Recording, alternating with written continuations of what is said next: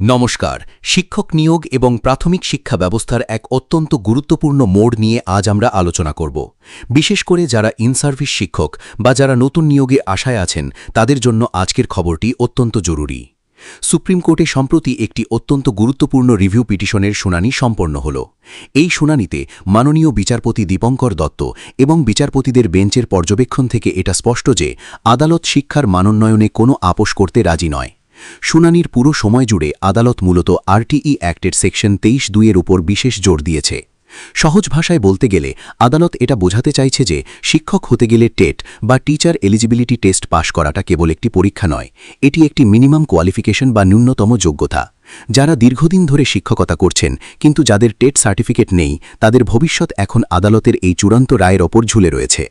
শুনানি চলাকালীন তামিলনাড়ু সহ বেশ কিছু রাজ্য সরকারের পক্ষ থেকে আবেদন জানানো হয়েছে যে এই নিয়ম কার্যকর করার জন্য যে নির্দিষ্ট সময়সীমা বা উইন্ডো দেওয়া হয়েছে তা যেন বাড়ানো হয়। অনেক শিক্ষকই 2 বছরের বদলে 4 বছরের সময়সীমা চেয়েছেন যাতে তারা এই ন্যূনতম যোগ্যতা অর্জন করে নিতে পারেন। তবে মনে রাখবেন, শুনানির সময় বিচারপতিরা যে মন্তব্য বা ওরাল অবজারভেশন করেন আর চূড়ান্ত লিখিত রায়, এই দুয়ের মধ্যে অনেক সময় পার্থক্য থাকে। আদালত যদি মনে করে যে আগের রায় কোনো বড় ভুল ছিল না, তবে টেট বাধ্যতামূলক করার সিদ্ধান্ত বহাল থাকবে। কিন্তু অন্যদিকে হাজার হাজার কর্মরত শিক্ষকের জীবিকা এবং মানবিক দিক বিবেচনা করে আদালত একটি মিডল পাথ বা মাঝামাঝি রাস্তা বের করতে পারে। হয়তো আদালত ইনসার্ভিস শিক্ষকদের জন্য বিশেষ কোনো সুযোগ দেবে বা সময়সীমা কিছুটা বাড়িয়ে দেবে। কিন্তু মুদ্রা কথা হল, national council for teacher education বা এনসিটিইর গাইডলাইন অনুযায়ী টেটকে পাশ কাটিয়ে যাওয়ার রাস্তা বোধহয় এবার চিরতরে বন্ধ হতে চলেছে। এখন সবার নজর সুপ্রিম কোর্টের সেই চূড়ান্ত অপারেটিভ অর্ডারের দিকে।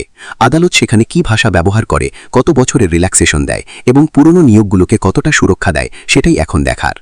এই বিষয়ের প্রতিটি আপডেট সবার আগে পেতে আমাদের ট্রেডিং ম্যাজিক চ্যানেলটি এখনই সাবস্ক্রাইব করে রাখুন। ভিডিওটি তথ্যপূর্ণ মনে হলে অবশ্যই একটি লাইক দেবেন এবং আপনার সহকর্মীদের সাথে শেয়ার করবেন।